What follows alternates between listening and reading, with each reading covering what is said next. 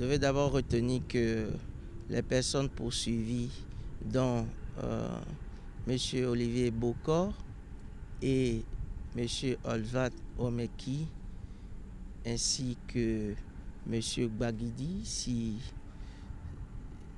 ma mémoire est exacte, ont fait l'objet de mandat de dépôt. Ce qui signifie qu'ils sont... D'abord, le nombre de personnes. Il y a eu 5 personnes qui sont poursuivies. Et il faut retenir que de façon schématique, 3 ont fait l'objet de mandat de dépôt et les 2 autres sont poursuivis sous contrôle judiciaire. Techniquement, ça signifie qu'ils bénéficient d'une poursuite sans mandat, mais avec une liberté relativement restreinte. Et donc, ils vont retourner chez eux après avoir accompli certaines formalités. La procédure a été respectée. Vous savez, les faits sont criminels. Et quand les faits sont criminels, la loi exige que l'instruction préparatoire est obligatoire. C'est-à-dire, un juge d'instruction doit connaître des faits et pousser les investigations avant qu'une juridiction, au fond, ne soit saisie. Et donc, pour ce faire, il faut un réquisitoire introductif qui est délivré par le procureur de la République ou le procureur spécial en l'espèce. Et donc, c'est sur cette réquisition ou c'est cette réquisition qui saisit le juge d'instruction. Donc, ce qui s'est passé ce matin a été exact. Il faut aussi noter que le procureur spécial nous a accordé un bon moment pour que nous puissions prendre connaissance du dossier. Quand il nous a appelés, on lui avait dit et que nous n'étions pas prêts, il nous a également accordé du temps. Et donc, quand ça ne va pas, il faut le dire, mais quand ça va, également, il faut le dire.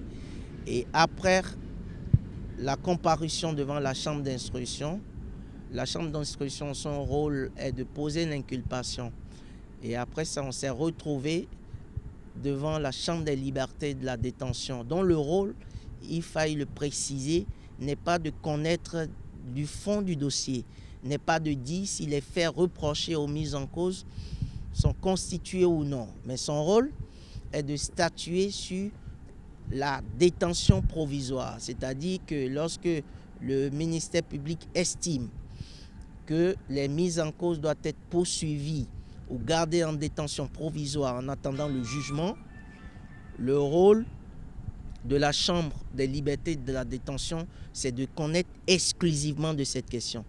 Et donc, c'est ce qui s'est passé. Nous avons passé les 3 étapes, la présentation devant le parquet spécial, la comparution devant la chambre d'instruction, et puis nous avons fini ce soir devant la chambre des libertés. Vous niez ce que vous aviez fait. Il n'y a pas eu de négation, mais il y a eu la non-reconnaissance. Je tiens à préciser qu'il ne s'est pas agi aujourd'hui, ce soir, de la pertinence ou non des infractions retenues contre les mises en cause. Il s'est agi exclusivement de trancher la question de savoir est-ce qu'il faut les poursuivre sans ou avec mandat. Et donc la Chambre des libertés de la détention ne tranche pas le fond du litige. Cependant, évidemment, pour pouvoir poursuivre quelqu'un, il faut qu'il y ait ce qu'on appelle, pour pouvoir apprécier d'abord s'il faut poursuivre et en plus s'il faut poursuivre avec mandat, il faut qu'il y ait une certaine charge.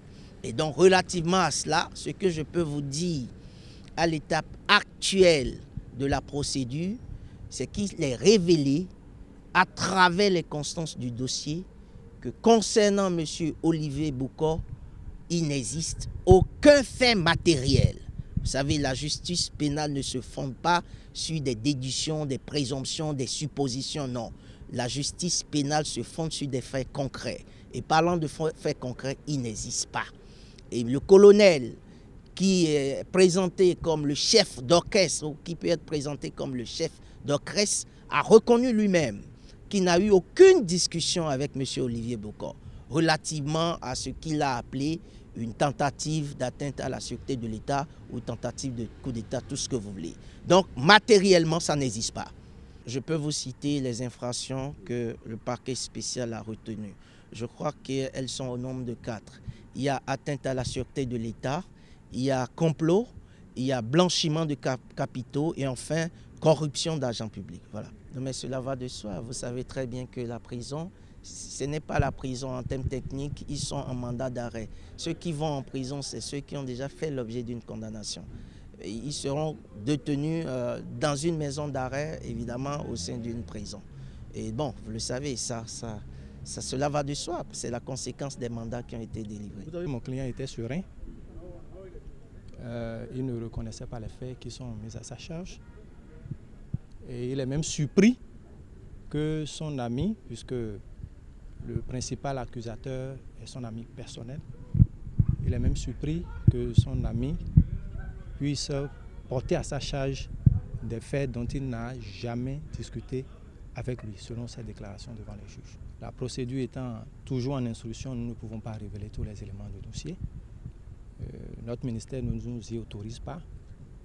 Donc, peut-être lors du jugement, qui sera une audience publique, vous aurez les détails par rapport à ces informations. Mais toujours est-il qu'il ne reconnaît pas les faits qui sont mis à sa charge. Il n'a jamais comploté contre la sécurité publique, ni comploté par rapport à un coup d'État avec qui que ce soit. C'est ce qu'il a déclaré devant les juges.